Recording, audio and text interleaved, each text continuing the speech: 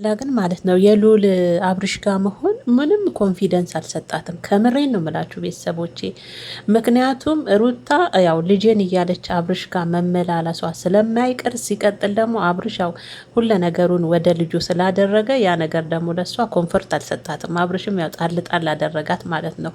ሁለ ነገሩን ወደ ልጁ አደረገ። ለዛ ሁሌ እንግዲህ እንዳያችኋት ነው መልስላት፣ ልጇን መልስላት።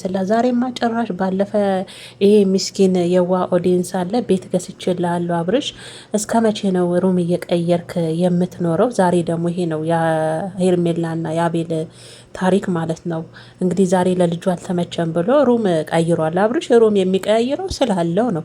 ሄርሜላ ደግሞ ወነኔ ጋ ሁን የኔ ፍቅር፣ ወን ደግሞ የገዛውን ቤት ግባ። አቤት የማይመስል ነገር እኮ ነው ሄርሜላ። አንቺ ቤት ክራይ ውስጥ እየኖርሽ ለአብርሽ ቤት ገዛሽለት። እንደው ስታዩን በቃ ጅን ምን መስላችሁ አይደለ? የሆነ ወረቀት በዛውም የቤቱን እንትን ለማስተዋወቅ ተስማምታችሁ ታመጣላችሁ። ከዛ ለከሌ ቤት ገዛው ለከሌ ቤት ገዛው እያላችሁ ይሄ ምስኪንና የዋ የሆነ ነው ወደንስ ወዶና ፈቅዶ ስለሚመለከታችሁ ብቻ ምንም የማያውቅ እኮ ነው ይመስላችሁ። አንቺ ቤት ክራይ ውስጥ እየኖርሽ ለአብርሽ ቤት ገዛሽ። ለዛሬማ የኔ ፍቅር ወን እኔ ጋር ኖር ስለ እምቢ አልከኝ። አማርኛውም ጠፋብኝ። እኔ ጋር ኖር ስለ እምቢ አልከኝ። ሩታ ከማምጣቷ በፊት ነው እንግዲህ እሷና ቤት ናቸው። ሩም ከምትቀያይር ወን ደግሞ የገዛውን ቤት ግባ፣ እቃው ቀስ በቀስ አሟላላለሁ የሚል ነበረ። ዛሬ እንግዲህ ሀቤልም በደንብ አስረጅው እያለ ስታስረዳው የሰማሁት የኔ ፍቅር የገዛውን ቤት ግባ፣ ወን ደግሞ እኔ ጋር አብረን እንኖር። ለዛ ነው ቤተሰቦች የሉል አብርሽ ጋር መሆን ምንም ኮንፊደንስ አልተሰማትም፣ ኮምፎርት አልሰጣትም። ለምንድን ነው ብትሉኝ ሩታ በየጊዜው ፏ ብልጭ እያለች እሷ መቹም ውበቷ በየቀን እየደፋባት ነው። ሩታ ዛሬ ደግሞ እንዴት አባቷ እንደምታምር ቶቶቶ ሩታዬ ከአይን አውጣሽ ብለናል የኔ ቆንጆ ማለት ነው። እና እንግዲህ አብርሽ እንዳለ እንትኑን ወደ ልጁ አድርጓል። ሄርሜላዬ ጣል ጣል አድርጓታል። ልጁን መልስላት፣ ከእናቱ ጋር መሆን አለባት። ልጁን መልስላት ነው ከአንደበቷ። እሷ እኮ ስለ ልጁ ተጨንቃ አይደለም፣ ወን ደግሞ ስለ ሩታ ተጨንቃ አይደለም። ሁላችንም እናውቃለን። ግን ያው የአብርሽ እይታ ከእሷ ላይ ቀነሰና ወደ ልጁ አረገ። አጅሪት ሚስት ደግሞ ያው ልጄን እያልሽ በምትሄድ ሰዓት እንዳያችኋት ሽቅርቅር ብልጭ ምናምን እያልሽ በቃፋ ብልጭ ብለ ስለምትሄድ እንግዲህ ፍቅርዬ የምትለውን እንግዲህ ቀልቡን በልጇ ሰበብ እየመጣች ትስብብኛለች የሚል ስጋት ነው። እኔ ከሄርሜላ ላይ የተረዳሁት ቁም ነገር ይሄንን ነው። እና ሩታዬ ዛሬ ደግሞ አምሮባታል። በነገራችን ላይ ያው ሩታ ሁለተኛ እርጉዝ ነሽ የምትሉ አላችሁ፣ አይመስለኝም። ኧረ 4 ወር ያልሞላው ልጅ ላይ ድጋሜ ታረግዛለች እንዴ? እኔ አይመስለኝም። አይደለችም። ያው እንደዛ እያላችሁ ኮሜንታችሁን እያየው ነው። እርጉዝ ሆና ሳይሆን በፊት እንግዲህ በደንብ ካልታሰረ ልጅ በምትወልዱ ሰዓት ያው ይሄ ምንድን ነው ቆዳው ትንሽ አሁን በስፖርት ማጥፋት ትችላለች እና ያ ነው እንጂ ሁለተኛ ገና 4 ወር ባልሞላው ልጅ ላይ እርጉዝ ናት ብዬ አላስብ። ደግሞ አይፈቀድም እንጂ ዶክተሮችም አይፈቅዱም። ገና 4 ወር ባልሞላው ልጅ ላይ እርጉዝ ትሆናለች ብዬ አላስብም።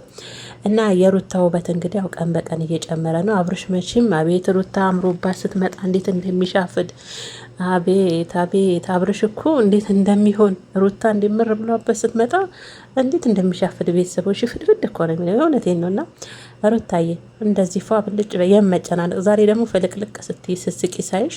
በነገራችን ላይ አብርሽ ሩታ ሕፃኑ ሆነው ሳቸው የእውነት አንድ ላይ ሆነው እንደዚህ ልጃቸውን ቢያሳድጉ ብላችሁ ትመኛላችሁ። ስታያቸው ደስ ይላሉ አብረው እንዲህ በፍቅር እሱም እንዳባወራ እንደ ወንድ ሸቶ ሩታዬም እንደ ምንድን ነው የሚባለው እንደማወራ እንደ ሚስት ሆና እንግዲህ እሷ ለሚስትነት እንኳን ምንም የሚጎላት ነገር የለም። ጥን ተደርጋ የተፈጠረች ልጅ ናት ከእውቀት ጋር የተሰጣትና እንደዛ ሆና ይሄ ምስኪን ልጅ ቢያሳድጉት ደስ ይለኛል። የእውነቴን ነው የምላችሁና በነገራችን ላይ ህፃኑ ያሳዝናል፣ የእውነት ያሳዝናል። እና ያው ብዙዎቻችሁ እኔም ከእናንተ ጎን ነኝ። ኮሜንቶች እኔ እንጃ ሩታ የእውነት ለአብርሽ ልጁን ጥላ 2-3 ቀን ቤቷ አድራ ነው የማይመስል ነገር ነው እያላችሁ ነው። እውነት ነው። እኔም እንደዛ ብዬ ነው የማስበው። 4 ወር ያልሞላው ልጅ ጦት ያልጠባ ግን ደግሞ ዛሬ ስትናገር እንደሰማሁት ደግሞ ያው አለ አይደል አሁን የመጣው ፋሽን ጦታቸውን በጡንጦ ያልቡታል፣ ማለቢያ አለ። በኋላ ላይ ግን እኮ አስቸጋሪ ነው፣ ይቆማል። ቶሎ ነው ነገር የሚቆመው። እነዚህ የሴትዮ ልጅ ስላየው እንደዛ ጦቷን እያለበችለት እየሰጠችው መሰለኝ ልጁ አብርሽ ጋር እንዲቀመጥ የነበረው ሲቀመጥ የነበረው መሰለኝና ሌላው ደግሞ ዛሬ ያው ተስማምተናል የሚለው ዛሬ እንግዲህ ላይቭ ይገባሉ ይመስለኛል ሩታ አብርሽ ህፃኑ ሆኖ የመጨረሻ። ከዛ ሩታ ነገ ልጁን ይዛ ለመሄድ እንግዲህ እሺ ብለዋለች። እንደምንም ብሎ አብርሽ አሳምኗታል።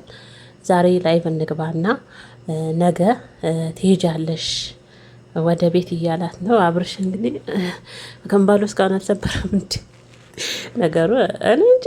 ግን ያው ድንገት ነው እናንተ ሳትብሎኝ ነው። እና ዛሬ ካላደርሽ ላይ እንገባለን በዛው የመጨረሻ ከዛ ልጁን ይዘሽ ትሄጃለሽ እያለ ነው። በመሀል ግን የገባሁት እናንተ ፈገግ ላርጋችሁ ብዬ ነው። እሺ እንዳትቆጡ ደግሞ ቤተሰቦቼ። እና የዛሬው ቪዲዮ እንግዲህ ሩታዬ ልጇን ነገ ይዛ ለመሄድ ተስማምቷል። ዛሬ ደግሞ ጥርስ በጥርስ ሁለቱም ሳቅ በሳቅ ሆኗል። ሩታዬም ቀን በቀን ያው ውበቷ እየጨመረ ነው።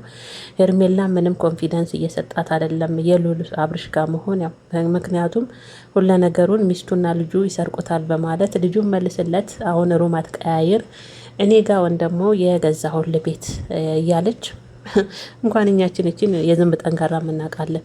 ለራስሽ ተከራይተሽ የሚሆነውሽ ምንም ያብታም ልጅ ብትሆኚ ለአብርሽ ቤት ገዛሽ የማይመስል ነገር። እኔ አንዳንዴ የማይመስል ነገር ወደ ሚዲያ አታውሩ። የእውነት እውነታውን ነገሩ ምን ሚዲያ ላይ እውነት አለ? አሁን ላይ ሁሉም ነገር ውሸትና ድራማ ነው። ግን አንዳንዴ የማይመስል ነገርም ጥሩ አይደለም።